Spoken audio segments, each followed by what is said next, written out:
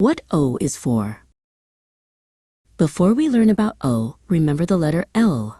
To say L, put your tongue behind your top teeth and say L, L, L, like in a tall lion or a yellow lemon. Now let's open our mouths wide for the round letter O. O is for owl. An owl is a bird with big, round eyes. Owls like to fly at night when it is dark. They make a soft hoo-hoo sound while sitting high in the trees. O is for orangutan. An orangutan is a large orange ape with very long arms. They love to swing through the trees in the jungle and eat yummy fruit. O is for otter. An otter is a cute animal that loves the water. They have thick fur to stay warm. Otters like to swim on their backs and play in the river. O is for orca. An orca is a very big whale that lives in the ocean. They are black and white. Orcas are fast swimmers and like to jump out of the blue water. O is for octopus.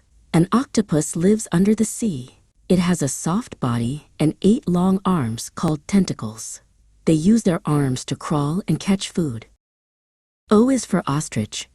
An ostrich is a very tall bird with a long neck. They cannot fly, but they have very strong legs. An ostrich can run faster than you. O is for oranges. Oranges are round fruits that grow on trees. They are the same color as their name. They taste sweet and are very good for your body. O is for okra. Okra is a long green vegetable. It looks like a little green finger. When you slice it, the inside looks like a pretty star. O is for onion. An onion is a round vegetable that grows under the ground. It has many layers. Sometimes, cutting an onion can make your eyes cry. O is for olives. Olives are small, oval fruits. Some are green and some are black. They grow on trees and people use them to make healthy oil for cooking. The letter O is round like a circle.